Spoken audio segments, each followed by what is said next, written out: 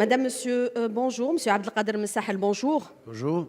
Merci d'avoir accepté notre invitation pour ce forum de la chaîne 3 pour revenir sur la diplomatie algérienne entre réalisations acquis et défis à venir. Pour cette émission qui va durer près d'1h30, seront présents avec nous les journalistes de la presse. Kauter Hammani, journaliste de la RAI, Radio Algérie Internationale, bonjour.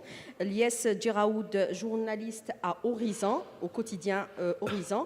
Nazim Aziri, journaliste à Canal Algérie. Bonjour à vous trois et merci de nous accompagner durant 1h30 pour cette émission avec Monsieur Abdelkader Messahel. Monsieur Abdelkader Messahel, première question. Entre bien sûr les réalisations sur le plan diplomatique de l'Algérie. L'Algérie a franchi de grands pas depuis l'indépendance à ce jour. Il y a eu également durant certaines étapes des périodes de perturbation et d'instabilité. Nous l'avons vécu à travers les années de terrorisme, les années de la décennie noire.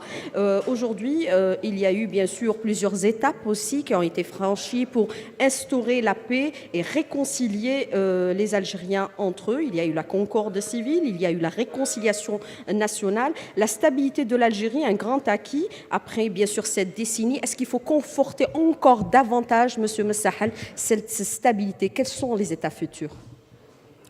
En fait, vous venez de soulever une question extrêmement importante, non seulement pour le peuple algérien lui-même, mais pour ce qui est perçu à l'extérieur de l'Algérie. C'est ce besoin d'Algérie, je crois qu'on aura l'occasion d'en parler aujourd'hui. Vous parlez de la réconciliation nationale, qui s'assimile aujourd'hui à un pays stable et un pays sûr. Et là, je vous renvoie peut-être au discours du président de la République lorsqu'il a été élu en 1999. Il est venu avec quatre, promesses faites à son peuple. La première promesse, c'est l'arrêt de la fitna, mettre un fin donc à ce que vivait l'Algérie comme drame pendant plus d'une décennie. La deuxième, c'est relancer l'économie nationale, mettre un peu d'ordre dans la maison Algérie, si on ose parler ainsi. Permettre à l'Algérie, donc, ou à l'Algérien de retrouver sa dignité. Et enfin, donc, permettre à l'Algérie de retrouver sa place dans le concert des nations. 20 années se sont écoulées. Et je crois non seulement que ces promesses ont été tenues, et qui fait de l'Algérie aujourd'hui un pays stable, un pays sûr, reconnu à travers le monde. Donc je pense que là, c'est un acquis extrêmement important, extrêmement précieux. Le peuple algérien a pris une grande part dans cette situation. Il faut rappeler que la réconciliation s'est faite d'abord avec le peuple algérien. Elle s'est faite avec toutes les couches qui composent donc notre société. Elle s'est faite dans un élan consensuel et tout le monde se souvient donc du plébiscite autour de la charte nationale en 2005. Donc aujourd'hui, l'Algérie est un pays stable, un pays sûr grâce à cette politique qui a été faite. Lorsqu'on parle de la réconciliation nationale, en fait, ce n'est pas uniquement l'aspect lié aux sorties d'une crise que nous avons vécue, mais également la réconciliation nationale reprend sa dimension, sa noble dimension, dans l'identité, dans le particularisme qu'offre le peuple algérien. Donc une réconciliation de l'Algérien avec lui-même, comme disait le président de la République, mais une réconciliation de l'Algérien avec son histoire, avec son passé, avec ses grandes valeurs, qui font aujourd'hui l'Algérie ce qu'elle est et le peuple algérien ce qu'il est. Mais comment conforter aujourd'hui cet acquis en renforçant le front interne et en instaurant une véritable démocratie, Monsieur Messahel, pour les étapes à venir? Moi, je pense que l'Algérie est définitivement installée dans cet esprit de réconciliation. L'Algérie est définitivement installée dans un esprit de dialogue. L'Algérie est définitivement installée dans ce que vous dites la démocratie. Vous savez, dans la mission qui m'est confiée, la mission qui est confiée à tout le corps diplomatique, c'est notre devoir, c'est notre obligation, c'est montrer ce que fait l'Algérie. Et lorsque nous parlons de démocratie, le choix démocratique qui a été fait par l'Algérie n'est pas une coquetterie. Ce n'est pas parce que c'est à la mode, c'est un choix stratégique. Il y a une option stratégique de l'Algérie. La démocratie est l'antidote, si vous voulez, du discours de l'exclusif. Ça veut dire qu'il n'y a que mon discours qui passe.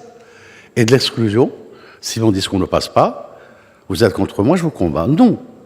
La démocratie, c'est l'antidote. La démocratie, c'est la liberté d'expression. La démocratie, c'est la liberté de la presse. La démocratie, c'est la liberté de se rencontrer, de s'associer, et la liberté de s'opposer. Et la Constitution de 2016 est venue conforter, donner beaucoup plus, comment dirais-je, de place à l'opposition en tant que facteur national et vecteur de la vie politique dans le pays. Donc la démocratie en Algérie, encore une fois, est très suivie. Moi-même, nous avons remis une série de documents sur les acquis au niveau des Nations Unies, que ce soit pour la réconciliation nationale ou pour l'approfondissement et l'achèvement de la démocratie. Aujourd'hui, tout le monde constate que ce n'est pas un slogan, c'est une réalité que le peuple algérien est en train de vivre. Renforcer cette démocratie par des élections libres et démocratiques, puisque le 18 avril prochain, nous aurons la présidentielle, Monsieur Messahal. Eh bien oui, en fait, la démocratie, elle se traduit dans les faits par des échéances, par des élections.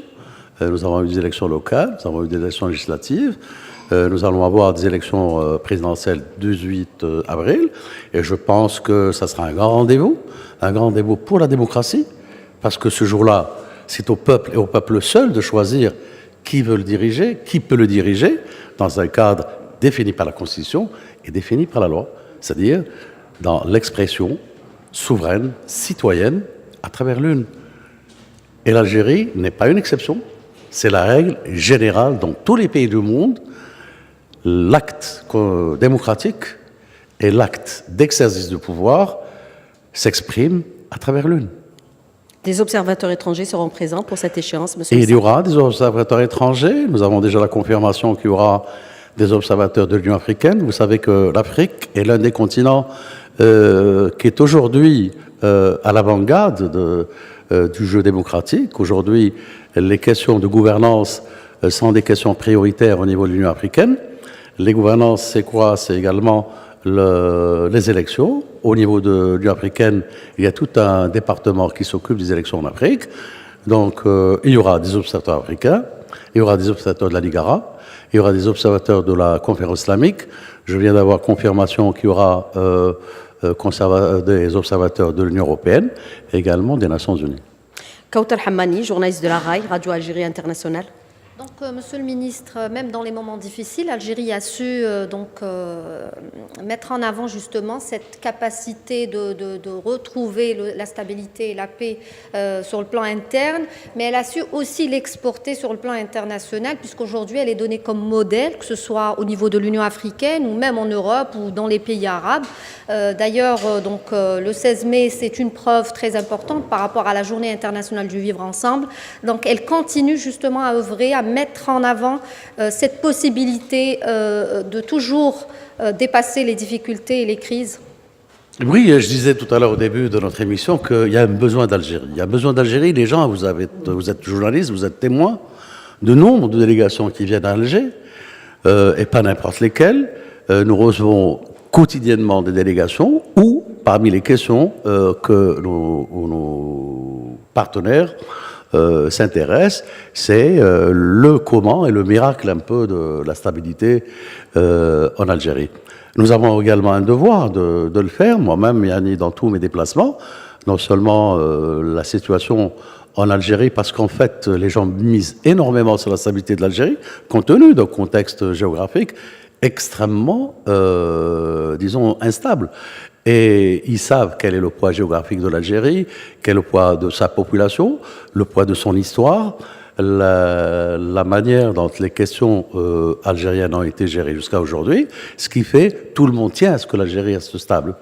Et là, moi, je suis très souvent interpellé. J'ai fait l'IFRI, l'un des grands think tanks connus mondialement. Ces questions, c'est des questions sur lesquelles j'étais appelé à répondre. J'ai fait, il n'y a pas longtemps, un centre mondialement connu à Washington, un think tank. J'ai fait Kligenda il y a quelques jours, j'étais aux Pays-Bas aussi, un think tank. J'en ai fait un autre en Finlande. C'est-à-dire à chaque fois que je me déplace à l'étranger, je suis très sollicité pour expliquer l'exception algérienne dans un environnement instable. Donc, mon devoir en tant que ministre et le devoir de la diplomatie algérienne, c'est que fait d'expliquer le pourquoi cette Algérie. Nazim Aziri, journaliste à Canal Algérie. Alors, Monsieur le ministre, lors de vos récentes déclarations, vous avez exposé un peu les grands contours de la doctrine algérienne, enfin la doctrine de la diplomatie algérienne. Vous avez parlé du principe de la non-ingérence, de l'équidistance et de l'appropriation. Nous, on aimerait savoir dans quelle mesure cette doctrine peut apporter des réponses aux défis qui se posent à l'Algérie, à la fois sur le plan interne, mais sous-régional aussi, en matière de préservation de la stabilité. Bon, c'est les fondements même de la diplomatie algérienne, se fondent sur ce triptyque, la non-ingérence dans les affaires des autres. On ne s'ingère pas dans les affaires des autres, mais on n'accepte pas aussi que les gens s'ingèrent dans nos affaires. C'est une règle qui est l'un des fondements de notre diplomatie. L'équidistance, c'est très important, l'équidistance. Le fait de ne pas s'ingérer dans les affaires des autres nous amène à avoir du crédit avec toutes les parties, parfois au conflit. Moi, j'étais en Libye, j'ai fait 2 séjours en Libye. Le premier, je me suis rendu à Tripoli, donc juste après l'installation du Conseil présidentiel, et j'ai fait une autre tournée, à la demande du président de la République. Ceux qui suivent un peu l'actualité, j'ai été reçu un 19 mars par le président de la République, et c'est lui qui m'a fait pratiquement mon itinéraire. J'avais commencé par l'est de la Libye, j'avais commencé par El Baïda et Benghazi. L'explication, c'était qu'il y a au moins avec cette région 2 atomes crochus, si vous voulez. Le premier, c'est la résistance de Omar al-Mukhtar au colonialisme. Ça a été un héros de la résistance au colonialisme italien. Et il a été donc assassiné ou tué, exécuté plutôt en 1911. Il y a la symbolique autour de la relation culturelle avec ce pays. La Snoussia qui est partie d'Algérie, donc c'était très symbolique que cette visite se passe à travers, à commencer par cette région. Elle était suivie, sur la demande du président de la République, je me suis rendu dans le sud de la Libye, je me suis rendu à Rat, je me suis rendu à Issien. Issien, c'est une petite localité dans la frontière entre l'Algérie et la Libye. Issien a connu une grande bataille en octobre 1957 où le sang libyen et algérien se sont mêlés dans une bataille contre les forces colonialistes de l'époque. C'est un peu le Sarti Doucef du côté libyen. J'ai fait par la suite, j'ai fait d'autres localités dans le sud de la Libye, j'ai fait Zenten, j'ai fait Dames, j'ai fait Tripoli. Tripoli, c'était aussi, en plus, le fait que ce soit la capitale de la Libye, Tripoli, un attachement très très fort avec la révolution algérienne. Tout le monde, ceux qui se souviennent et ceux qui connaissent un peu, ça a été le Conseil national de la Révolution a beaucoup siégé, et le peuple libyen a été d'un grand soutien à la révolution algérienne. Parmi les soutiens à cette révolution, j'avais une personnalité qui était très connue, Mguerfi. C'est un personnage, que Dieu ait son âme, qui a soutenu la cause algérienne depuis 1945. Et à sa mort, au début des années 2000, il avait souhaité d'être enterré dans le carré des martyrs, et il est enterré à El Alia aujourd'hui. C'est dire cette aisance, cette facilité de contacter les gens. Cela prouve que la politique de l'équidistance est une réalité chez nous. Nous n'avons pas de problème ni avec les uns ni avec les autres. L'image souvent qu'on donne d'une Libye où c'est une question de tribu, etc., c'est faux. Moi j'étais à Benghazi, j'ai passé la nuit à Benghazi. À Benghazi, j'ai rencontré une équipe de football, des jeunes qui étaient en tenue. Je me souviens, la couleur c'était rouge. J'ai posé la question, vous êtes quelle équipe? On m'a dit que nous sommes l'Ahli de Tripoli. Vous êtes venus faire quoi ici? Vous voyez que nous sommes venus jouer un match amical avec l'Ahli de Benghazi à l'occasion du 70e anniversaire de l'anniversaire de l'Ahli de Benghazi. Vous voyez, cette image, c'est peut-être une image très forte entre des jeunes d'un même pays qui se rencontrent à un moment où on pense à l'éclatement, on pense à la division. Bien au contraire, ce petit geste de sportifs, de jeunes qui se rendent d'une ville à une autre et qui vont célébrer un événement, c'est extraordinaire. Vous me parlez de l'équidistance. J'ai fait, là aussi, j'étais porteur d'un message du président de la République en Syrie. J'étais le premier à aller en Syrie. J'ai remis un message du président de la République au président Al-Assad à l'occasion du 50e anniversaire de l'indépendance de la Syrie. une Syrie menacée par l'éclatement, quel beau geste qu'exprimer sa solidarité, et quel beau geste autour de la symbolique de l'indépendance. J'étais en Syrie, j'ai rencontré beaucoup de monde, j'ai rencontré notre communauté, j'étais porteur d'un deuxième message, c'était un soutien du peuple algérien au peuple syrien qui faisait face à une lutte contre le terrorisme, et également, le troisième message, c'est un message de réconciliation. Il n'y a pas d'alternative au dialogue entre Syriens, il n'y a pas d'alternative à la réconciliation. Quand vous parlez du troisième pilier sur lequel se fonde un peu notre diplomatie, c'est l'appropriation. C'est vrai, l'appropriation. Il n'y a pas de solution, quel que soit le conflit, qui doit être imposé de l'extérieur. Vous êtes suffisamment expert pour constater que là où il y a des interventions étrangères, ça se termine par des catastrophes et parfois par le chaos. Je reviendrai tout à l'heure quand on parlera un peu de ce qui se passe en Libye ou dans le Sahel. L'appropriation, c'est-à-dire qu'il faut laisser aux enfants de ce pays le soin de gérer leur pays en toute indépendance, en toute souveraineté et sans ingérence. C'est ce qui fait aujourd'hui la diplomatie algérienne. Elle se fonde sur ce triptyque. Elle a un chef qui est le président de la République. Il l'oriente. Nous rendons compte régulièrement au chef de la République et nous recevons ses orientations. Lies Djiraoud, journaliste à Horizon. Monsieur le ministre, vous avez parlé de la stabilité retrouvée de l'Algérie et de son importance pour la stabilité régionale. Nous vivons dans un environnement des plus instables. Vous avez cité la Libye, il y a aussi le Sahel, dans une région où les terroristes ont fait pratiquement leur sanctuaire. Nous sommes face à un retour des terroristes de Daesh, de Syrie, vers leur pays d'origine. Est-ce que l'Algérie est définitivement immunisée contre ce phénomène, quand on sait que les communiqués du ministère de la Défense nationale font état chaque jour de saisies d'armes et d'armes de guerre quasiment. Quelle est aujourd'hui la stratégie à adopter, particulièrement par rapport au retour des terroristes et l'encerclement dont fait l'objet l'Algérie par les mouvements terroristes? Vous soulevez là une question importante. Je pense que le constat est déjà fait. Nous vivons dans une zone de grande turbulence, ça je l'ai dit et je l'ai répété, et j'aime parfois même dire que nous sommes dans un isolement positif par rapport à ce qui se passe autour de nous, dans un contexte d'adversité. D'abord, nous sommes un pays qui a fait ses preuves. Je parle de la maturité du peuple algérien. Il a prouvé, à travers au moins ces dernières années, que l'Algérie avant tout, que la stabilité de l'Algérie est quelque chose de très très cher, que chaque Algérien aime son pays. Chacun peut-être peut l'aimer différemment, mais nous aimons ce pays, nous sommes très attachés à ce pays.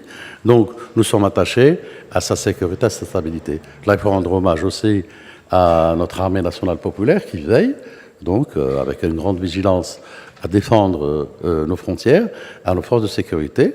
C'est vrai qu'il y a, de temps à autre, il y a des prises d'armes et des tentatives d'infiltration grâce à la vigilance de notre armée. Je crois qu'il n'y a pas de pénétration telle qu'elle se voit ailleurs, mais nous restons vigilants.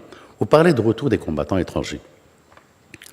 Le retour des combattants étrangers, il n'y a pas plus dangereux que le retour des combattants étrangers. Nous l'avons vécu. L'une des raisons peut-être de la décennie, la tragédie nationale, décennie noire, comme certains l'appellent, il y a une grande part du retour des combattants étrangers. Pas mal de jeunes Algériens qui se retrouvaient en Afghanistan ailleurs, en Bosnie, en Tchétchénie, qui se retrouvent chez nous. Et la suite de l'histoire, vous la connaissez. Donc, nous sommes, je vais vous donner un chiffre qui va peut-être vous surprendre, mais ça, c'est pas moi qui le donne. C'est les grands think tanks. Je crois que c'est un centre, c'est Soufan, c'est un centre à Washington, qui a donné un chiffre exact de 173 Algériens dans les rangs de Daesh qui compte aujourd'hui parmi les combattants étrangers. Plus encore, ce même centre, qui est un centre très reconnu et connu, qui donne l'origine, c'est des Algériens, mais qui viennent des pays de résidence, donc moins d'Algérie. Donc s'il n'y a pas s'il n'y a pas eu, contrairement même à certaines statistiques, qui sont des chiffres qui sont donnés par des organes et des agences les plus sérieuses à travers le monde, c'est que notre jeunesse n'était pas tentée par le retour à ce qu'elle a vécu dans les années 90. Mais ceci ne veut pas dire que nous ne devons pas rester vigilants. Aujourd'hui, La menace, c'est quoi? Pourquoi nous investissons dans la recherche de solutions en Libye et dans les Sahel, notamment au Mali? Il y a un besoin de stabilité dans ces pays. Il y a un besoin d'institutions fortes, mais d'institutions justes. Il y a un besoin de déploiement des États, ou ce qui est institution de l'État, dans tous ces espaces et ces territoires. L'absence d'État dans le sud-ouest libyen pose problème. L'absence ou la timidité de la présence de l'État au nord du Mali pose problème. Parce que le terrorisme, comment il évolue? Comment il grandit? Il grandit lorsqu'il trouve des espaces appropriés. Les espaces, c'est quand il y a l'absence de l'État. C'est ce qui se passe un peu dans notre voisinage. Et là, justement, la vigilance doit se faire. La vigilance, elle se fait chez nous, mais il y a une coordination qui se fait aussi. Une coordination qui se fait avec les pays voisins. Nous sommes tous concernés. L'aspect n'est pas vu uniquement à travers, comment dirais-je, l'option politique, mais également l'option sécuritaire. Vous parlez d'infiltration d'armes. Le problème se pose chez nous. En termes également sécuritaires, il se pose à l'Égypte en termes sécuritaires, il se pose à la Tunisie en termes sécuritaires. C'est pour ça que nous avons ce mécanisme de rencontres régulières avec ces trois pays. Et on doit se revoir le 5 mars au Caire, dans le cadre de la réunion tripartite des pays voisins de la Libye, ce qui fait suite à la réunion qu'on a eue à Alger il y a déjà quelques mois. Autre question, Lies Djeraoud. Justement, ces incessantes tentatives d'infiltration d'armes sur le territoire algérien ne démontrent-ils pas que nous restons toujours dans l'agenda de l'international terroriste? Nous restons d'abord dans l'agenda de la vigilance. C'est un phénomène qui est mondial, c'est un phénomène qui est appelé à la durée. Vous savez, le terrorisme, il s'adapte. Aujourd'hui, il faut se poser la question. Heureusement pour le peuple irakien, heureusement pour le peuple syrien, que les situations se sont stabilisées, que le terrorisme a été défait. Mais quand même, il y a des milliers de terroristes, où est-ce qu'ils vont? Où est-ce qu'ils vont? Parmi les analyses de certains spécialistes, il y a deux grandes destinations, c'est l'Asie mineure et c'est le Sahel et l'Afrique du Nord. Donc là aussi, ça nous appelle à rester vigilants. Pourquoi il mute, le terrorisme mute? Par exemple, en termes de financement. Bon, il s'autofinançait par parfois même l'exploitation et la vente du pétrole quand il était en Syrie et en Irak. Aujourd'hui, il recherche d'autres sources de financement. Et la région du Sahel, j'en parlais tout à l'heure, c'est les grands trafics. C'est cette fédération d'activités entre les terroristes, entre le crime organisé, entre le trafic humain, entre ceux qui sont derrière parfois la migration clandestine, et la drogue également, donc toutes sortes de trafics, et ça rapporte beaucoup d'argent. Donc à la recherche de financement, à la recherche de zones où l'État est absent, et les terrains de prise d'élection, c'est notre voisinage immédiat. Justement, par rapport à cette question de voisinage immédiat, M. Messahel, vous avez déclaré tout à l'heure que de la stabilité de l'Algérie dépend la stabilité des pays voisins. L'instabilité en Libye, autre menace, comment vous qualifiez la situation? Comment vous l'évaluez aujourd'hui, M. Messahel? La situation, je pense qu'aujourd'hui, il commence à y avoir une décantation. La décantation, elle s'est faite comment? On se souvient au début de... Nous avons mis en garde d'abord nos partenaires. Moi, je me souviens, et j'ai eu ce privilège d'avoir assisté à toutes les entrevues ou les entretiens que le président avait accordés à l'époque, en 2011-2012, à beaucoup d'émissaires qui venaient. Il les avait mis en garde contre l'intervention militaire et ses conséquences. L'intervention militaire et ses conséquences, quoi? L'intervention militaire... au nom de n'importe quel... Parce qu'à l'époque, on disait c'est au nom de la citoyenneté, de la démocratie, etc. Bon, c'est un discours qui a vécu. Mais le résultat est là. Le résultat, c'est le chaos. Le résultat, c'est ce que nous vivons en Libye et ce que nous vivons dans la région. Cependant, il y a une fenêtre d'opportunité qui s'ouvre. D'abord, il y a un consensus pour la Libye autour de la solution politique. Donc les gens sont tous convaincus que la solution militaire n'est pas la solution. Ça, c'est très important. La deuxième raison, c'est que ça doit passer par le dialogue entre Libyens. Et je crois que tout le monde est acquis à cette idée de dialogue. Le troisième grand acquis, c'est qu'il est urgent de mettre en place les institutions, c'est-à-dire aller vers une constituante ou une constitution et aller vers les élections. Nous sommes dans ce schéma, c'est un peu la feuille de route des Nations Unies que nous avons toujours soutenue. Nous sommes contre la multiplication des agendas, l'Algérie l'a dit, l'a répété, il y a beaucoup d'intervenants. Laissons les Libyens faire par eux-mêmes pour eux-mêmes et laissons les Nations Unies, parce qu'ils ont un mandat du Conseil de sécurité pour essayer de faire en sorte que la feuille de route de M. Hassan Salamé puisse faire avancer les choses. Donc nous soutenons, nous ne voulons pas prendre une initiative en tant qu'Algérie. Moi, quand j'ai fait ma tournée en Libye, je ne suis jamais parti avec une initiative algérienne, partant du principe et de la conviction que l'avenir de la Libye intéresse les Libyens. Ce sont les Libyens eux-mêmes qui doivent s'en sortir. Cependant, mon devoir, c'est partager avec eux notre expérience. Je leur dis, voilà comment nous, on a pu s'en sortir.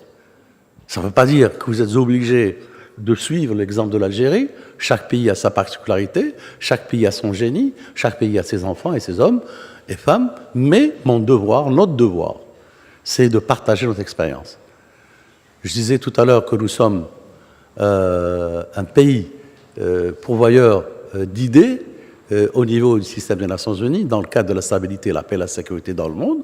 Nous le faisons, nous partageons notre expérience en matière de lutte contre le terrorisme parce que nous l'avons vécu, parce que nous sommes convaincus qu'il n'y a pas d'alternative à des solutions politiques et surtout, nous ne voulons pas que d'autres peuples vivent ce que nous avons vécu comme tragédie. Kauter Hamani, autre question sur la Libye, Monsieur Messahal. Alors, je vais continuer peut-être un peu sur le vivre ensemble. Le vivre ensemble, madame.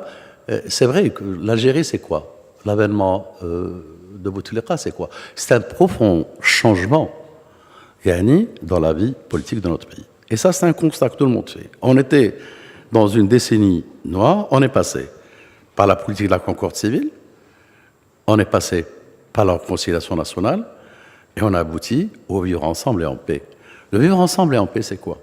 C'est d'abord partie de notre propre expérience. Que nous avons un pays, comme disait, c'était Le Corbusier qui disait que l'Algérie était un don de Dieu. Donc ce pays, nous l'aimons tous, nous voulons le préserver, et donc nous sommes obligés de vivre ensemble. Le vivre ensemble, c'est quoi? C'est cette réconciliation de l'Algérien avec lui-même, comme disait le président Bouteflika. C'est cette reconnaissance avec son histoire. On est monté très loin, depuis Saint-Augustin au Rafait, le rôle qu'a joué l'Ibn Abdelkader dans son humanisme, etc. Ce vivre ensemble, c'est quoi? C'est l'officialisation de Tamazigh, langue nationale. Le vivre ensemble, c'est Naïr, fête nationale. Tout ça fait qu'aujourd'hui, ce vivre ensemble, que nous sommes en train de vivre pour nous, nous avons fait en sorte qu'il soit le leitmotiv pratiquement de toutes les relations internationales. Et c'est pourquoi, en décembre 2017, nous avons présenté une résolution aux Nations Unies qui a été adoptée par consensus. Il n'y avait pas une seule voix dissidente pour faire du 16 mai de chaque année la journée mondiale du vivre ensemble et en paix. Kauter Hamani.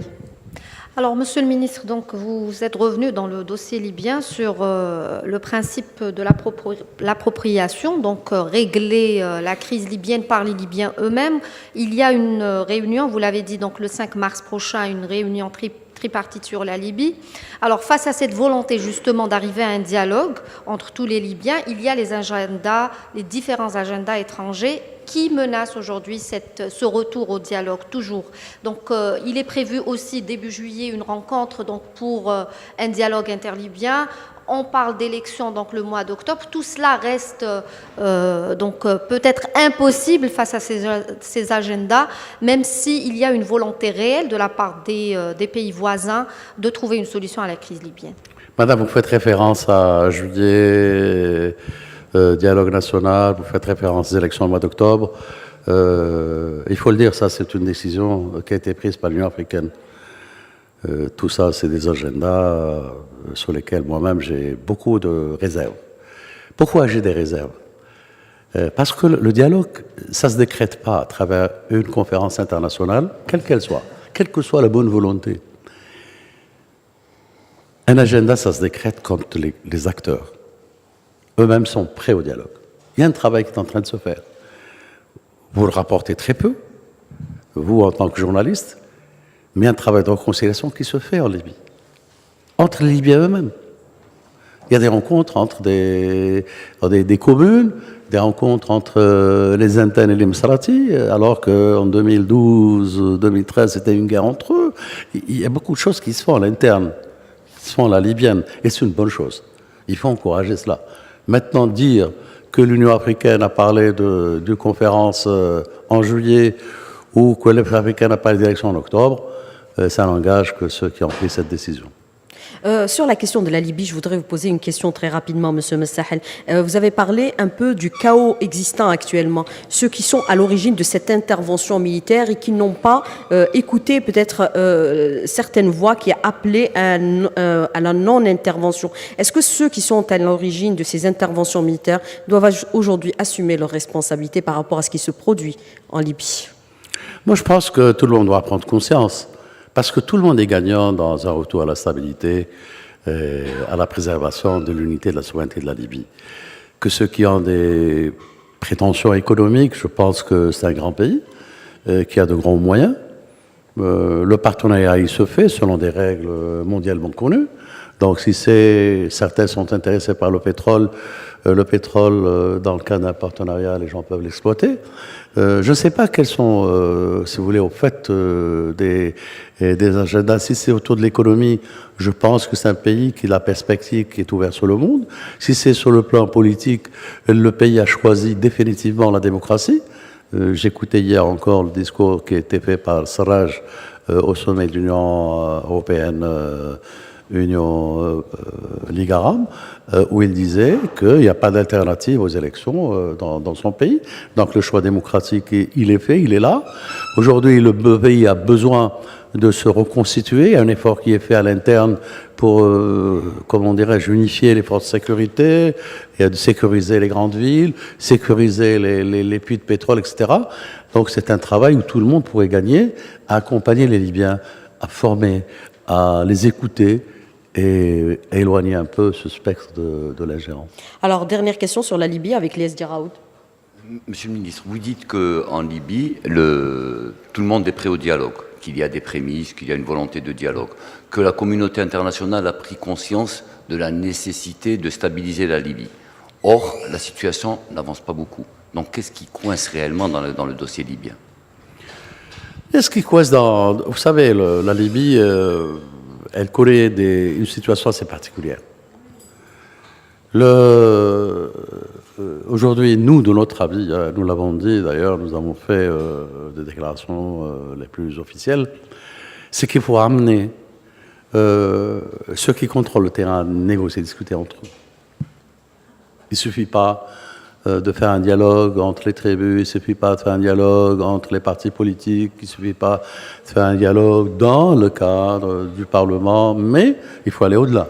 C'est-à-dire qu'il faut faire un dialogue avec ceux qui contrôlent le territoire. Et je crois que c'est un travail qui demande de la patience et qui demande de la conviction. C'est vers cela. Moi, je pense que c'est cette approche, de toute manière, c'est l'approche que nous avons défendue, c'est l'approche qui est suivie par le représentant spécial des Nations Unies, faire en sorte donc d'amener un peu ceux qui contrôlent le terrain, militairement, à du dialogue. Et je crois que là, il y a des possibilités de ramener la paix par ce biais-là également. Autre conflit à nos frontières, le Mali. Nazim Aziri. C'est une question d'ordre général avant d'aborder le Mali. Donc, on profite de la présence de M. Sahel avec nous. Alors, il y a un nouveau contexte africain, Monsieur le ministre, suite aux différentes tensions géopolitiques qui s'opèrent à l'échelle internationale et africaine de manière particulière. Alors, ce nouveau contexte africain est marqué par un retour en force à la fois de la diplomatie américaine, de la présence russe, de la France qui perd son précaré en Centrafrique. Il y a aussi les Chinois. Est-ce que cela ne pose pas des défis à la fois pour l'Union africaine, mais aussi pour la diplomatie algérienne? Non, ce qu'il y a constaté et remarqué, je dirais, c'est le retour en force de l'idée d'une Afrique unie, qui parle d'une seule voix. Ça, c'est un cheminement et c'est un aboutissement extrêmement important. C'est qu'aujourd'hui, l'Afrique est un continent, c'est vrai, c'est un continent émergent, c'est un continent d'avenir, c'est un continent qui a des potentialités extraordinaires et il fait l'objet donc d'intérêt de la part des grandes puissances. Mais ce qui est important aujourd'hui, c'est à travers les partenariats qu'a l'Afrique. Nous avons un partenariat avec la Chine, un partenariat avec la France, un partenariat avec les États-Unis, un partenariat avec le Japon, un partenariat avec l'Inde, un partenariat avec le Brésil, un partenariat avec beaucoup de pays. C'est que l'Afrique essaye, à travers ces partenariats, de faire avancer au mieux ses intérêts, à celui qui l'accompagne le mieux dans ce qu'elle recherche, c'est-à-dire faire en sorte que l'Afrique se développe, que l'Afrique puisse s'industrialiser, que l'Afrique, que ses produits peuvent se placer dans les marchés mondiaux, etc. Et tout ça fait que, aujourd'hui, c'est devenu un continent d'intérêt. Ce n'est pas aussi négatif que nous pensions penser, à condition, bien sûr, que les gens, quand ils viennent chez nous, ils viennent de bonne foi, et ils viennent dans le cadre donc, de la compétition, même si elle sait se faire entre eux, mais ils viennent dans le cadre d'un partenariat que nous-mêmes, nous avons choisi. Alors, autre conflit, on en a parlé tout à l'heure, c'est celui au niveau de nos frontières, c'est le Mali. Monsieur Messahel, comment on considère aujourd'hui la situation au niveau du Mali, le Mali où l'expérience de déradicalisation est en train d'être exportée vers ce pays? Monsieur Messahel. En fait, c'est vrai, le Mali est confronté à beaucoup de difficultés. D'abord, il y a un effort qui a été fait. Nous avons fait notre part d'effort en tant qu'Algérie. Il y a eu tout le processus d'Alger qui a amené aux accords de Bamako entre la rébellion et le gouvernement central. Moi, je pense que c'est un accord qui est là, qu'un accord qui a tracé les grandes lignes d'un retour à la paix et à la stabilité, et surtout qui préserve l'unité du Mali. Ça, je crois, tout le monde est d'accord autour de cela. Sa mise en œuvre tarde à se mettre en place en raison de difficultés majeures. D'abord, c'est un pays qui n'a pas les moyens de sa politique, c'est-à-dire sa politique de développement, je m'entends bien. C'est un pays qui est confronté, notamment dans son nord, à une multiplication, disons, de foyers de tension entretenus par une jonction de présence de criminels, que ce soit des terroristes, que ce soit le crime organisé, que ce soit la drogue, que ce soit le trafic humain.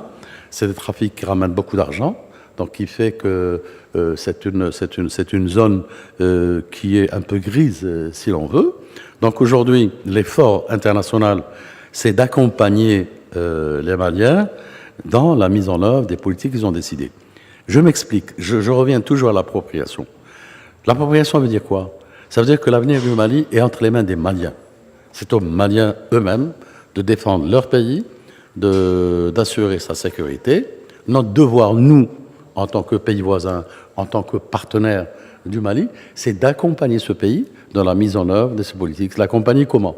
Par des soutiens financiers à ceux qui l'ont, pour faire en sorte que les programmes de développement, surtout dans les zones les plus sensibles, les plus touchées, le nord du pays, soient des programmes réalisables et qui se réalisent, pour faire en sorte que les jeunes qu'il y ait de l'emploi, qu'il y ait de les éloigner un peu de ces fléaux ou de la facilité recrutement qui se fait par les terroristes ou par les grands trafiquants.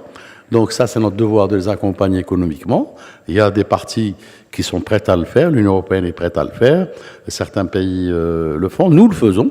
Nous avons consacré 100 millions de dollars de soutien et d'aide à ces pays. Il y a le soutien logistique, il y a le soutien en matière de formation qui peut se faire. La formation civile, nous faisons beaucoup, nous, Algérie, nous l'avons fait. Nous avons formé des milliers, des dizaines de milliers de cadres depuis l'indépendance à aujourd'hui. Moi, c'est toujours un plaisir quand je vais en Afrique, je croise parfois même dans le gouvernement, ils me disent moi, je suis de l'école de Boumerdès, l'autre sortie de l'Arrache, ou d'Oran ou d'ailleurs. Donc il y a cet investissement qui se fait dans l'homme. Et il y a cet accompagnement dont nous le faisons, même dans le domaine militaire, dans la formation militaire, de troupes spéciales, etc. Dans le partage de renseignements, nous avons des mécanismes qui sont propres à la sous-région, qui nous permettent d'échanger nos informations pour faire face à la menace qui se viendrait à partir du Sud. Certains considèrent que ça pourrait devenir le territoire de repli des terroristes aujourd'hui, Monsieur Messahel. La preuve étant que les saisies d'armes qui sont opérées sur notre territoire proviennent essentiellement du Mali, de la Libye. Ah, je vous dis, je l'ai dit tout à l'heure au début de cette émission, c'est que le retour des combattants étrangers, ça prend certaines directions, et parmi les directions qui aujourd'hui sont confirmées par les experts et ceux qui suivent un peu ces questions, c'est un peu le Sahel et l'Afrique du Nord. Donc c'est une zone qui sera appelée peut-être à connaître des troubles, certains du fait du retour du combattant étranger. Le phénomène des combattants étrangers, pour ceux qui suivent un peu ces questions, il n'y a pas de plus redoutable que le retour des combattants étrangers dans une zone. Un combattant étranger, il est formé idéologiquement, et il est robotisé, si vous voulez. Un combattant étranger a fait une formation militaire. Un combattant étranger a fait toucher à la guerre. Et le combattant étranger aujourd'hui, il y a des réseaux. Il y a des réseaux. C'est des multinationales. Moi, quand j'étais en Syrie, on m'avait parlé déjà de 88 nationalités. C'est pour vous dire aussi, c'est une multinationale et il est effectif que le retour pose toujours problème. C'est pour ça qu'il va falloir être vigilant. Il pourrait s'infiltrer parmi les migrants. En fait, le phénomène de la migration clandestine lui-même est un phénomène condamnable et condamné. Ça, c'est dans le domaine universel. C'est un phénomène qui n'est pas propre à l'Algérie. Mais derrière les migrations clandestines, et surtout les migrations clandestines massives, il y a des réseaux de passeurs. Il y a le crime organisé qui est derrière tout ça. Ça rapporte beaucoup d'argent. Donc, il est évident quand on parle, et j'ai dit qu'il y a une fédération d'activités entre le terroriste, le crime organisé et le trafic en tout genre, ça c'est une réalité, c'est un fait. Vous avez les mêmes gens qui sont le matin terroristes, l'après-midi djihadistes, la nuit ils sont, indépendantistes, et ils font dans le grand trafic, ça c'est connu, ça c'est même prouvé. Donc il y a cette fédération ou cette mutualisation des activités du crime, du terrorisme et ses connexions dans la région. Quand je parle de ces connexions, je parle du crime organisé. Là, oui, il y a danger. Alors, avec la stabilité de l'Algérie, est-ce qu'on peut aujourd'hui, dans l'avenir, envisager la construction maghrébine, Monsieur Messahel, tel que appelé récemment par le chef de l'État? La construction maghrébine a été un choix stratégique de l'Algérie, et l'Algérie a énormément fait pour la construction maghrébine. Et il faut se souvenir que les activités de l'humain étaient gelées jusqu'au début des années 2000. C'est avec le président Bouteflika qu'on a réactivé un peu l'humain. Donc on a eu toutes nos réunions au niveau des ministres et au niveau de ce qu'on appelle les commissions spécialisées dans d'autres secteurs. Nous l'avons fait, nous continuons à le penser, que nous n'avons pas d'alternative que l'intégration régionale. L'intégration régionale, moi, au mois de novembre, j'avais encore une fois appelé une réunion de l'instance de l'UMA. Et puis, pratiquement tous les pays membres ont répondu. Reste confirmation d'un État voisin. Nous pensons saisir l'occasion du sommet de Tunis pour faire en sorte qu'on puisse trouver le moment de se réunir, même si c'est dans un cadre informel, pour faire en sorte que nous réactivons un peu l'humain. Parler de la réactivation de l'humain, quand le président a décidé de fonder un peu son action sur la réactivation de l'humain, il y a des difficultés, peut-être politiques, qui peuvent se poser entre pays. Nous, ce qu'avait proposé l'Algérie à l'époque, c'est de construire l'humain à travers l'économique. Et c'est là où on avait proposé une commission économique africaine, comme toutes les commissions régionales en Afrique. Vous avez la SADC qui est une commission économique, vous avez la CEDEAO, vous avez donc d'autres en Afrique de l'Est. Donc on construit l'humain à travers l'économique. Et là, on avait proposé des politiques maghrébines communes. Une politique de l'eau, nous sommes confrontés tous, nous sommes une zone qui a besoin d'eau, etc. Nous sommes un pays, des pays, là on peut avoir une politique commune. On a parlé de politique commune en termes d'infrastructure, une politique commune dans le domaine de l'agriculture, une politique commune dans le domaine même de certains aspects secteurs de l'industrie. Donc, faisant en sorte de rendre irréversible l'intégration économique, l'intégration maghrébine par l'économie. C'est ce que nous avons proposé, c'est ce qui est sur la table de l'Union du Maghreb arabe, et c'est les idées que nous continuerons à défendre, une intégration par l'économie, comme ce fut le cas dans d'autres régions. La région la plus proche de nous, c'est l'Europe. L'Europe s'est construite autour du fer et de l'acier. La CE est née au départ avec quelques pays, sont à 28 maintenant, donc l'intégration peut se faire également par l'économie. Kautar Hamani.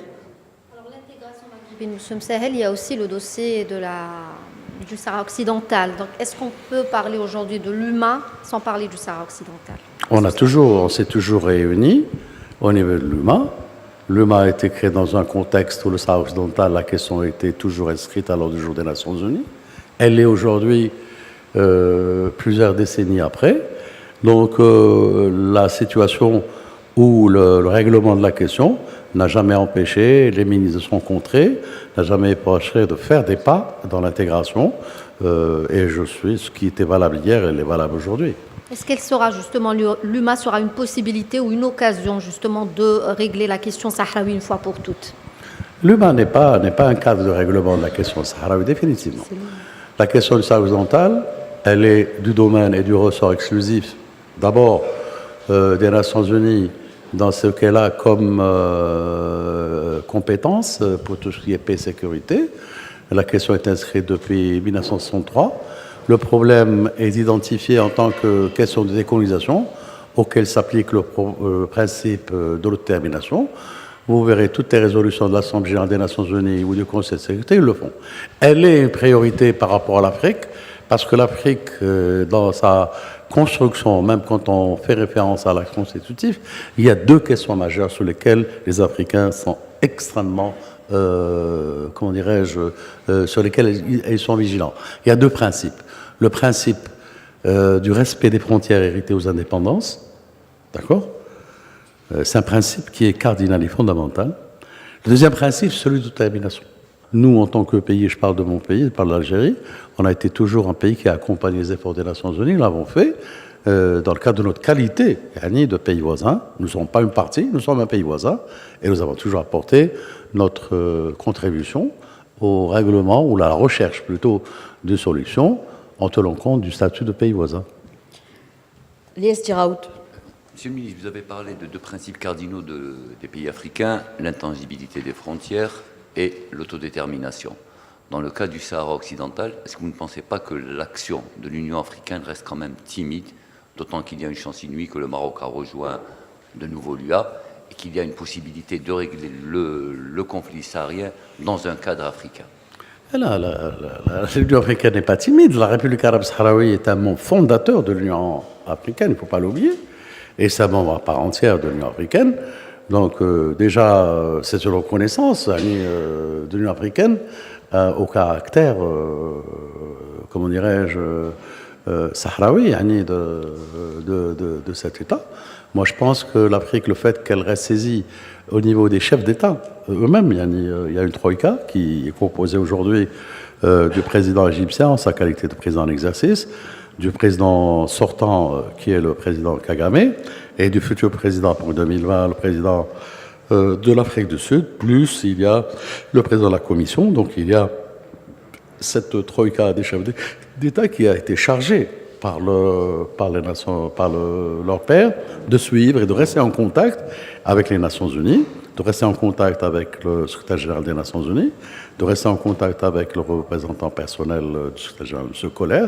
C'est ce que fait l'Union africaine, et c'est son devoir, et c'est son obligation de le faire.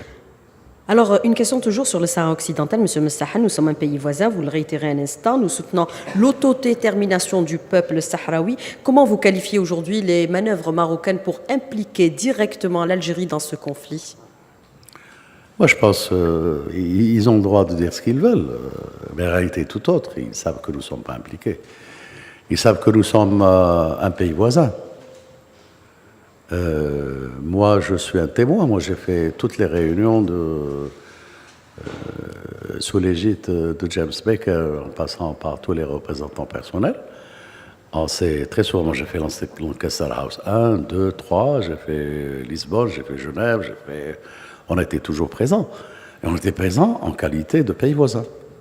Quand il s'est agi de l'accord de Houston, quand tout le processus a conduit à l'accord de Houston, il était important, dans le cadre de l'organisation du référendum, qui était prévu par les Nations Unies, que l'Algérie soit présente. Pour sa présence, c'est qu'on a des dizaines de milliers de Sahraouis chez nous. Le retour des Sahraouis dans le cadre de la mise en œuvre du plan nécessite une coopération de l'Algérie.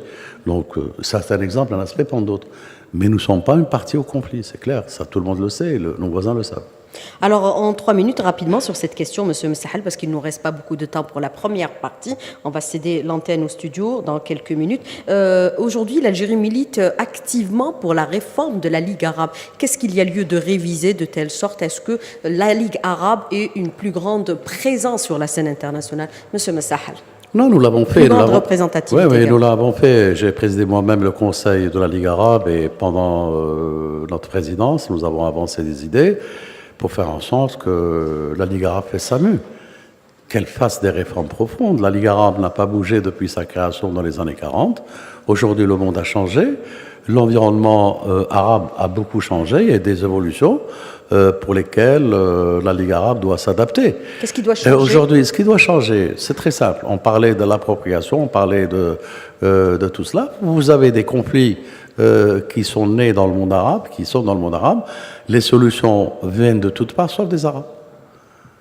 Que ce soit pour la Syrie, pour l'Irak, ou pour la Libye, ou pour autre chose. Donc, on n'est pas, en tant que Ligue arabe, je ne dis pas en tant qu'Algérie, on n'est pas présent ni dans le... Et ça, c'est une indication. Quand on parle de l'intégration, on est loin de l'intégration. Quand on parle de la défense d'une manière plus visible des intérêts arabes, la Ligue arabe n'est pas présente.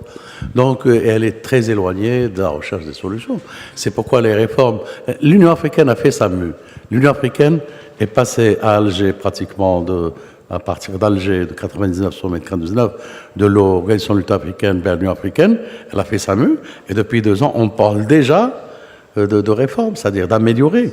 Après maintenant un exercice de 20 ans, on a constaté que l'Union africaine mérite d'autres réformes pour la rendre plus performante. Et bien ça se fait. Malheureusement, dans le cadre de la Ligue arabe, même pas une idée de réforme ou réformette n'a été envisagée depuis la création de la Ligue arabe. Est-ce qu'elle a failli dans sa mission d'assurer la stabilité dans les pays arabes? Rapidement sur cette question, Monsieur Msahal. Elle n'a pas du tout d'exercice dans la stabilité des pays arabes. Ça, tout le monde le sait, vous le savez mieux que moi. Monsieur Abdelkader Msahal, merci d'être encore une fois avec nous pour, bien sûr, cette émission un peu d'1h30. Pour cette partie, nous sommes accompagnés, bien sûr, de nos collègues et confrères de la presse, Nazim Aziri de Canal Algérie, Lies Djiraoud de l'Horizon et Kautar Hammani de Radio Algérie Internationale. Alors, pour cette deuxième partie, qui va durer pratiquement 30 minutes, puisque nous allons devoir rendre l'antenne à 12h30. On voudrait revenir avec vous un peu, puisque nous parlions un peu du contexte de réforme de la Ligue arabe, la réforme du Conseil de sécurité aujourd'hui pour une plus grande représentativité des pays africains, c'est un impératif.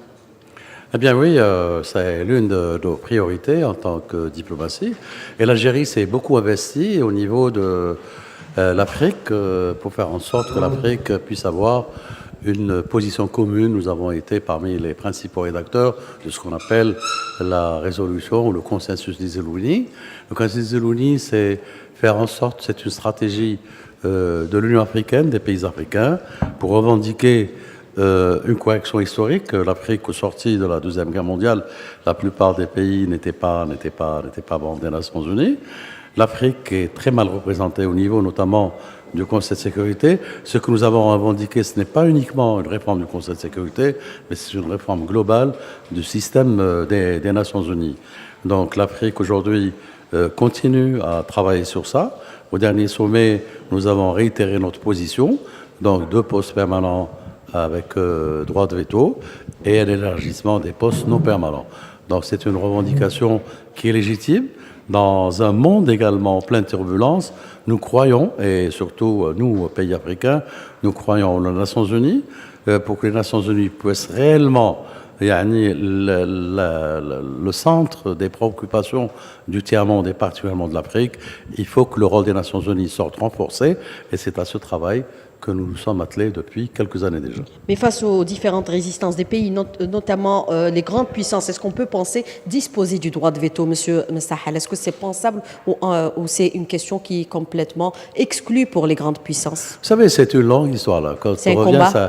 ça peut demander une émission pour rappeler que déjà au sommet de Nairobi, plutôt de Maurice, en 1975, la question de la suppression du droit de veto a été évoquée par les Africains parce qu'il y avait une utilisation abusive du droit de veto à l'époque. Comme vous le savez, l'agenda du Conseil de sécurité était beaucoup plus un agenda consacré au conflit en Afrique, à la lutte contre l'apartheid, à la décolonisation, et très souvent le droit de veto était utilisé abusivement. Donc à l'époque déjà, en 1975, on avait demandé la suppression du droit de veto. Maintenant, il y a un processus de négociation. On verra comment il va aboutir.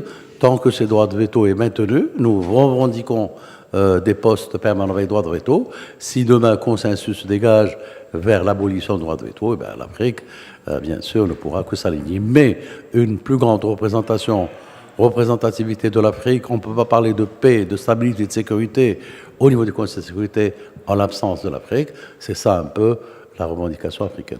Nazim Aziri. Alors, M. Abdelkader Sahel, dans vos différents déplacements à l'étranger, vous avez toujours tenu à aller à la rencontre de la diaspora.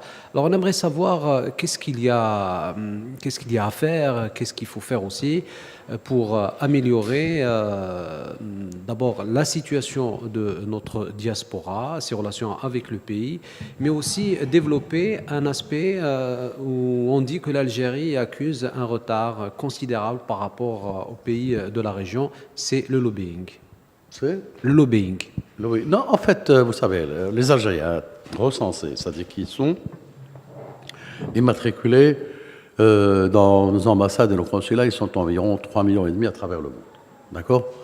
Ce qu'il faut rappeler, c'est que l'Algérie dès les débuts des années 80, nous avons beaucoup milité, on a fait aboutir, avec un groupe de pays, la Convention internationale sur le droit des travailleurs migrants et leurs familles, c'est-à-dire les migrants installés chez eux. Donc nous avons un devoir de défense de nos ressortissants à l'étranger. Ça, c'est une convention sur laquelle l'Algérie a beaucoup travaillé. Malheureusement, cette convention a été signée par beaucoup de pays au monde, mais n'a pas été ratifiée, notamment par des pays receveurs, si vous voulez, d'immigration. Je parle généralement des pays du Nord. Le problème, nous, notre mission, elle est d'ordre constitutionnel. La Constitution, donc, accorde une place importante à la communauté algérienne à l'étranger.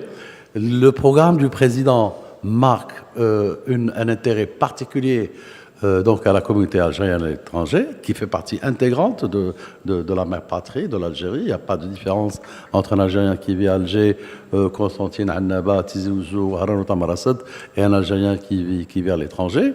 Donc notre devoir est l'instrument, le vecteur qui est celui qui reste, si vous voulez, défendant les intérêts, c'est notre réseau diplomatique et consulaire. Deux choses importantes à recenser, et ça c'est le constat qui est fait. Vous l'avez si bien dit, moi je rencontre à chaque fois mes déplacements, je rencontre des représentants de la communauté algérienne, et il ne faut pas penser qu'ils sont triés sur le volet comme certains le disent, bien au contraire, c'est un compte spontané avec des gens qui viennent, qui ont leurs préoccupations, qui les posent. Mais deux choses intéressantes, c'est la numérisation de tout le circuit de délivrance des documents. Ça a facilité énormément la tâche, donc la modernisation de notre outil diplomatique, et les 4 mesures qui ont été prises par le président de la République en ce qui concerne l'ouverture, la facilité de l'octroi de logement à nos compatriotes résidant à l'étranger, l'accompagnement des jeunes entreprises dans le cadre de l'ANGEM, l'accompagnement de ceux qui veulent investir, et enfin la création d'une banque ou, à l'étranger. Je crois que le Premier ministre hier, dans sa déclaration de politique générale, l'a annoncé. Donc ça, c'est des options très concrètes. Nous sommes pratiquement à plus de 21 000 dossiers déjà déposés pour le logement. Nous sommes à plus de 600 entreprises, jeunes entreprises qui sont accompagnées. Et il y a chez les Algériens un devoir d'accompagner son pays. Vous savez, j'étais à New York, j'ai rencontré une partie des représentants de notre communauté, et parmi eux, il y avait des sommités dans le domaine de la chirurgie, de la médecine, etc. Ils ont créé leur propre réseau, c'est-à-dire entre médecins algériens ou chercheurs algériens ou chirurgiens algériens, aux États-Unis, au Royaume-Uni, en France, et chaque année, chaque été, ils viennent en Algérie, soit pour dispenser des cours, soit pour soigner. Et ça, c'est cette relation qu'il faut conforter loin de toute considération d'ordre politique ou rien du tout. L'Algérie. Et ça, il y a un attachement extraordinaire, il est viscéral de nos compatriotes vis-à-vis de leur patrie. Lies Djaraoud. Vous avez dit que dans vos différentes tournées, vous avez rencontré la communauté nationale à l'étranger. Un constat, cependant, il y a très peu d'implication de la communauté nationale à l'étranger dans la sphère économique en Algérie, alors que nous avons énormément besoin. Vous parlez de sommités, et les sommités existent à tous les niveaux en tant que compétences, en tant que matière grise. Qu'est-ce qui freine justement cette action d'investissement en Algérie? Non, d'abord, les mesures qui ont été prises. La loi, par exemple, l'octroi de logement n'était pas facile pour un Algérien vivant à l'étranger. Maintenant, aujourd'hui, les dispositions qui ont été prises par le gouvernement sur l'instruction du président de la République, maintenant, ça peut se faire. Pour l'investissement, il y avait quelques difficultés. Pour l'accompagnement des jeunes entrepreneurs, il y avait des difficultés. Aujourd'hui, ces verrous ont été levés. Donc maintenant, il y a des opportunités aussi qui s'offrent. L'Algérie est un grand chantier, donc il y a beaucoup d'opportunités qui s'ouvrent, il y a beaucoup d'Algériens qui sont intéressés, et c'est en train de se faire, c'est en train de se mettre en place. Kautar Hamani. Alors, Monsieur le ministre, depuis quelques années, nous avons constaté la nomination de femmes à des postes très importants sur le plan diplomatique. Donc, moi, je voulais vous poser la question, quelle place occupe aujourd'hui la femme dans la stratégie diplomatique en Algérie? Eh bien, vous avez posé une question. Je suis fier de dire que, et grâce à M. le Président de la République, où il y a moins d'un an, j'ai nommé 47 femmes à des emplois supérieurs au ministère des Affaires étrangères. 47. J'ajoute une parce que hier j'ai nommé une à un poste d'emploi supérieur. J'en suis très fier. Ensuite, il faut rappeler, les chiffres sont têtus et l'histoire est aussi têtue. Avant 2000, il n'y avait pas une femme qui occupait un emploi supérieur, à l'exception de Madame Larhama. Hein? Il y avait Madame Septeni, il y avait deux autres. Il y avait Shafiqa. Shafiqa, comment elle cherche? Et il y avait Madame Smichi. Voilà. Aujourd'hui, elles sont 47 à des emplois supérieurs. C'est Madame Shafiqa Salami. C'est une fierté. C'est une fierté aussi de voir. Nous avons un institut qui forme aujourd'hui, qui forme beaucoup de jeunes, et nous avons l'élément féminin qui est supérieur aux hommes. Aujourd'hui, il n'y a pas une ambassade où vous allez, où vous ne trouvez pas des jeunes, des femmes, excellente formation, maîtrisant parfaitement les langues, et ils en veulent. Il y a une relève. C'est la révolution silencieuse, comme vous la qualifiez, M. Moussa. La révolution silencieuse, c'est il faut rendre hommage au président de la République et à la place qu'il a donnée à la femme depuis son élection en 1999. Vous savez, les chiffres, je disais, les chiffres sont têtus. Moi, je vais vous donner des chiffres. Et très souvent, même nos partenaires sont surpris par les chiffres. Aujourd'hui, par exemple, au niveau de l'Assemblée nationale, les femmes sont à 31%, c'est ça, hein? Elles sont à 31%. Donc c'est un chiffre qui est là. Il est têtu. Il est ce qu'il est. Quand on voit, par exemple, dans les 4 sphères qui sont l'éducation, qui sont la santé, qui sont la justice, où on a des chiffres qui sont dans les normes européennes.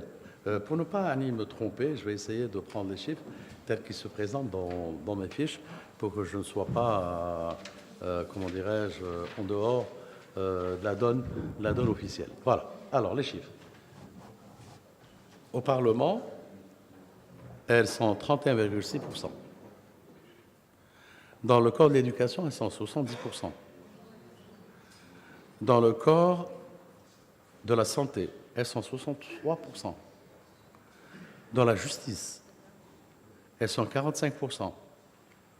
Dans le corps des avocats, elles sont 65%. Chez vous, dans le corps de la communication, elles sont à 51%. Réussite au baccalauréat, vous avez 65,3%. Les femmes et le chômage, elles étaient 59% en 2000, elles sont à 16% aujourd'hui. Les chiffres sont têtus et les chiffres placent eux-mêmes. La femme algérienne qui a prouvé à travers l'histoire qu'elle a joué un grand rôle, et surtout notre histoire récente, la guerre de libération, qu'elle a été elle aussi à l'avant-garde de la libération. Aujourd'hui, la femme aussi occupe des postes. C'est comme vous aimez le dire, ma chère amie, la révolution silencieuse des femmes. Alors, je voudrais aborder avec vous, bien sûr, cette question de la diplomatie économique qui doit être un peu plus active au niveau international. Nous avons vu les opérateurs algériens se déployer au niveau international. Comment mieux les accompagner puisqu'ils demandent plus d'assistance? Est-ce que maintenant, il va falloir travailler pour l'image de l'Algérie de telle sorte à ce qu'on soit présent à tous les forums internationaux et sur les marchés internationaux? Monsieur Messahal, rapidement sur la question parce qu'il ne nous reste pas beaucoup de temps. Il y a des choses qui nous reviennent à nous, en tant qu'institution, et des choses qui reprennent aux entreprises elles-mêmes. Ce qui revient à nous, c'est de créer le cadre juridique. Par exemple, essayer de conforter les entreprises algériennes, les hommes d'affaires, pour qu'il y ait un cadre juridique qui répond à leur désir d'exporter leurs produits. C'est-à-dire signer des accords de non-double imposition, de garanties d'investissement, ça c'est notre travail. Et ça, nous le faisons. La deuxième chose, et c'est l'État qui le fait, il faut créer les conditions de l'exportation. Les conditions de l'exportation, c'est quoi? C'est les infrastructures. C'est quelque chose d'extraordinaire. La route transsaharienne, le jour où on fera l'injection avec l'Afrique de l'Ouest, c'est-à-dire le transsaharien qui part d'Alger jusqu'à Lagos, qui est sur 4600 km, il reste que quelques 200 km à faire en territoire du Niger. Il y a une autre bretelle qui va du Niger vers l'Afrique centrale via le Tchad. Ça sera une opportunité extraordinaire pour que le produit se présente. Nous sommes en train de négocier l'ouverture de lignes maritimes, c'est très important. Une maritime à partir du Moyen-Orient, de l'Arabie Saoudite vers l'Algérie, mais une autre ligne maritime qui part de l'Algérie vers l'Afrique du Sud, jusqu'à Cape Town, en passant par le golfe de Guinée, par l'Afrique de l'Ouest. Donc le travail qui se fait au niveau de l'État, il est engagé. Maintenant, il y a un travail qui se fait également sur un plan politico-économique. Il n'y a pas une visite d'un homme d'État ou d'une personnalité, une grande personnalité qui vient dans notre pays, ou lorsqu'on se déplace, où il n'est pas accompagné d'hommes d'affaires. Vous l'avez constaté plusieurs fois, où des ministres viennent, ou des chefs d'État viennent, et il y a parallèlement des forums d'hommes d'affaires. Faire connaître le produit algérien, faire connaître le marché algérien à des entreprises étrangères, mais aussi nous sommes présents dans tous les foires internationales pour faire connaître le produit algérien à l'étranger. Maintenant, c'est à nos entreprises d'être agressives, d'être présentes, d'être compétitives. Ça, je crois, c'est une chose qui nous échappe, mais nous faisons le tout pour accompagner l'entreprise. J'étais fier d'écouter tout à l'heure à la radio en venant qu'une entreprise privée qui fait dans les boissons gazeuses, qu'elle a déjà allé dans 16 pays africains. Vous suivez l'actualité. On a eu une foire à Nouakchott qui a été un grand succès, une autre foire à Libreville qui a été un grand succès. Et il y a encore donc des camions partent sur le Sénégal et c'est extraordinaire. Nazim Aziri. Monsieur le ministre, en parlant du produit algérien, on parle souvent du développement du tourisme qui reste tributaire d'une certaine souplesse dans la délivrance des visas lorsqu'il s'agit de touristes étrangers. Qu'en est-il de cette problématique? Enfin, le tourisme, c'est un atout extraordinaire pour l'Algérie. Là aussi, l'Algérie, c'est pas moi qui l'ai dit, c'est Greenpeace dans l'un de ses rapports qui a classé l'Algérie parmi les 10 plus beaux pays au monde. C'est vrai aujourd'hui, dans un effort de diversification pour sortir de la dépendance des hydrocarbures, la place de le tourisme prend de plus en plus de la priorité dans la stratégie du gouvernement. Le tourisme est un facteur essentiel. Le tourisme n'est pas lié uniquement à l'attribution de visa. Le tourisme, il y a une véritable stratégie à créer les conditions du tourisme en Algérie, à créer, je ne sais pas moi, enfin, c'est les hôtels, c'est tout le confort. Même il y a l'ordre culturel, l'ordre psychologique qui accompagne le tourisme. Aujourd'hui, le tourisme, c'est une affaire de grandes multinationales. Il ne faut pas se faire d'illusions. Ce n'est pas une affaire d'individus, c'est des multinationales peuvent te ramener 100 000, 200 000 touristes facilement. Elles ne sont pas nombreuses et c'est de gros pays exportateurs de tourisme. Moi, quand j'étais à Pékin, en visite officielle, j'ai signé un accord extrêmement important dans le domaine du tourisme. Moi, je pense que de ce côté-là, on peut capter l'intérêt des touristes. Donc, c'est vrai, la délivrance des visas, elle se fait selon des critères universels. Elle n'est pas ni propre à l'Algérie. Nous avons, nous aussi, nos critères de délivrance des visas. Et elle se fait d'une manière régulière et normale quand il s'agit de situations normales. Elle se fait d'une manière pointue quand il s'agit de demandeurs de visa pouvant venir de certaines zones qui peuvent être constituées comme étant des zones préoccupantes. Donc voilà, mais d'une manière générale, le problème ne se pose pas en termes tels que je le vois à travers la presse. C'est comme la migration clandestine. Hein. On a l'impression que sous toute l'Algérie qui a déménagé, eh bien, moi j'ai des statistiques, des chiffres, il y a 6 000 Algériens dans le monde qui sont concernés par des retours, comment dirais-je, obligatoires. Il y a des reconduites, 6 000. Et celui qui a un chiffre différent de celui-ci, qui me le donne? J'étais aux Pays-Bas, le ministre me parlait de milliers d'Algériens, tout donnez-moi la preuve, c'est des milliers d'Algériens. Moi j'avais un chiffre, c'était 73 Algériens, chiffre conforté, confirmé par les Néerlandais eux-mêmes, qu'il s'agit de 73 Algériens qui étaient concernés par les reconduites. Je donne un chiffre, pour l'Italie, ils sont 900. Et là aussi, il va falloir peut-être faire, quand on fait un travail, moi, un travail juriste, on fait de l'investigation. On n'en fait pas dans ce qui se dit ou ce qui se dit. Parce que des fois, eux-mêmes, ils ne maîtrisent pas leurs chiffres. Dans un pays que je taire le nom, ils nous disent, vous avez des milliers d'irréguliers. On leur a dit, d'accord, on a des milliers d'irréguliers. D'abord, il faut nous prouver qu'ils sont irréguliers. Ensuite, quand on leur a dit de les ramener, on a créé des zones dans certaines villes de ce pays. Il y a des, comment dirais-je, pour écouter ou les faire comment dirais-je, des vérifications. D'identification, et ben, on a besoin de parler de milliers, ils sont venus, ils n'étaient même pas 90.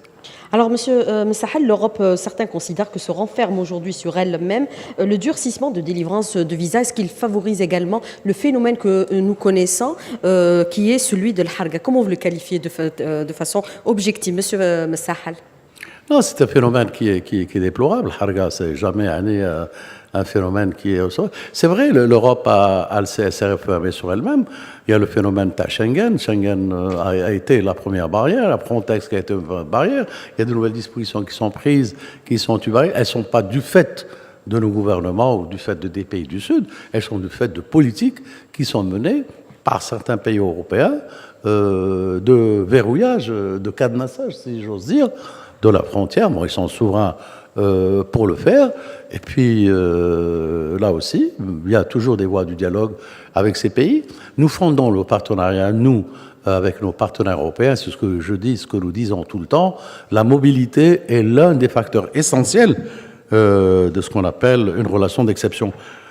Si la mobilité, c'est-à-dire la circulation des personnes, n'est pas un facteur essentiel, ça ne devient plus un partenariat d'exception. Ça devient un partenariat banal, normal, comme nous l'avons avec tous les pays du monde. Lies Djiraoud, rapidement. Il nous reste 5 minutes. Rapidement, puisque vous parlez de migration clandestine, je voudrais qu'on revienne sur la migration clandestine. Les deux gros problèmes aujourd'hui pour la planète, la migration et le terrorisme, deux grands carburants de la mondialisation. Quels sont les dangers sur l'Algérie? Non, nous sommes la migration clandestine dans tous les pays du monde, elle est condamnée. Ça fait partie des lois de tous les pays, ça fait partie de toutes les conventions internationales. Maintenant, l'effort qui doit être fait, c'est un phénomène, il est là. L'effort qui doit être fait, c'est s'attaquer aux causes. Pourquoi il y a la migration clandestine? Je disais tout à l'heure, il y a les conflits, qui sont source de déplacement de personnes, et il y a les situations économiques, il y a la sécheresse, et il y a le trafic humain. Donc il faut s'attaquer à ces différents volets pour faire en sorte que ce phénomène puisse disparaître. Mais aujourd'hui, ce qu'on constate, M. Messahal, c'est qu'il y a deux grands blocs qui s'affrontent. Vous avez les grandes puissances qui sont en train de s'affronter. Vous avez du côté la Russie, les États-Unis, la Chine et la Turquie qui sont en train de jouer un rôle important. Est-ce que ce n'est pas les pays vulnérables qui risquent d'être victimes aujourd'hui de ce conflit entre ces grandes puissances? Rapidement. Non, c'est les grandes puissances, chacun défend ses intérêts, chacun... Ça, nous, je vous dis encore une fois, la particularité de notre action, de notre diplomatie, c'est l'équidistance. Nous avons des relations excellentes avec tout le monde. Nous n'avons pas de problème avec les Russes, nous n'avons pas de problème avec les Américains, pas de problème avec les Européens, pas de problème avec les Turcs, pas de problème avec les Iraniens, les Saoudiens. Nous faisons une politique d'équidistance. Et vous savez ce que c'est que la politique d'équidistance? Ce n'est pas donné à n'importe quel pays pour le faire. La politique d'équidistance est toujours le fruit de l'indépendance de la décision. Quand vous êtes un pays qui est indépendant de sa décision, c'est-à-dire qu'il peut avoir les relations avec n'importe quel pays du monde en partant du fondement de cette comment dirais-je, de cette indépendance, c'est ce qui fait la force de la diplomatie algérienne, ce qui fait le respect de la diplomatie algérienne, ce qui lui donne du crédit, c'est cette équidistance. Relations Algérie-Union européenne, rapidement s'il vous plaît. Les relations, elles sont bonnes. Nous avons des mécanismes qui se réunissent de manière régulière. Donc, nous avons des rendez-vous. Le prochain rendez-vous, c'est au début de mars. Nous avons plusieurs comités. Donc, c'est une relation normale. C'est le premier partenaire de l'Algérie. De temps à autre, il y a des difficultés. Mais le dialogue est toujours là pour essayer de lever certains équivoques ou certains malentendus. C'est l'effort qui est fait de part et d'autre. Je vais terminer par où j'ai commencé. J'ai commencé par la réconciliation, je vais terminer par la réconciliation. Mais rapidement sur cette question, avant d'aborder la réconciliation à nouveau, le dialogue Algérie-États-Unis, le dialogue stratégique renforcé davantage aujourd'hui, M. Messahal, plus que jamais? Nous avons, vous savez, ce qui fait un peu l'initiative algérienne, c'est que nous avons des mécanismes de dialogue, non pas uniquement avec les États-Unis, nous avons un mécanisme de dialogue stratégique à un niveau élevé avec la France, avec le Royaume-Uni, avec la Russie, avec la Chine, avec tous les grands pays du monde. Nous allons lancer dans les prochains jours un dialogue stratégique avec l'Arabie saoudite. Il y a dans le pipe aussi avec l'Afrique du Sud. Donc c'est des dialogues stratégiques avec tous les pays du monde, partant toujours de ce principe d'équidistance. Alors, dernier mot, avec la réconciliation nationale, ce sera le mot de clôture, monsieur de fin, plutôt le mot de fin, monsieur Messahal. Donc vous avez commencé par poser une question sur ce qu'est ce besoin d'Algérie à travers la réconciliation nationale qui se fait. J'étais donc chargé par le président Bouteflika d'une mission auprès de certains chefs d'État arabes, et dans l'une de mes dernières étapes, le chef d'État qui m'avait reçu m'avait posé une question. Il m'a dit: je veux une réponse. En 1997, vous étiez un pays au bord de la rupture. Aujourd'hui, 2017, vous êtes l'un des pays les plus sûrs au monde. Il venait de lire le rapport qui a été fait par l'Institut Gallup des États-Unis, qui vous a classé à 2 reprises donc, dans cette position. Je dis ça, c'est le miracle des hommes. C'est le fruit de la concorde civile, c'est le fruit de la réconciliation nationale et c'est le fruit de vivre ensemble. Je n'ai pas voulu vous entraîner dans des chiffres, mais dans le domaine des compétences et dans le domaine de ce que l'Algérie a remporté. À 3 reprises, on parlait tout à l'heure de la femme, l'Algérie à 3 reprises a été classée a eu le prix d'excellence pour la promotion des droits de la femme par l'Union africaine. Par le PNUD, nous sommes parmi les premiers en Afrique dans ce qui concerne le bonheur, donc l'indice du bonheur. Et puis dans l'indice de développement, vous le savez tous, que nous sommes premiers en Afrique. Ça, c'est des chefs qui parlent d'eux-mêmes et qui donnent une idée d'une Algérie qui est stable, d'une Algérie donc, qui s'inscrit dans la continuité, dans le renforcement de la démocratie et le développement. Et seules les urnes pourraient conforter ces acquis. Comment ? Seules les urnes pourraient conforter ces acquis. Seules les urnes, c'est ça en fait les règles de la démocratie, c'est ça. C'est bien d'avoir des positions, de les exprimer en toute liberté, c'est un droit consacré par la Constitution, mais les urnes doivent jouer leur rôle dans tout système démocratique, ce système que nous l'avons voulu pour le pays et que nous essayerons à chaque fois de le renforcer davantage.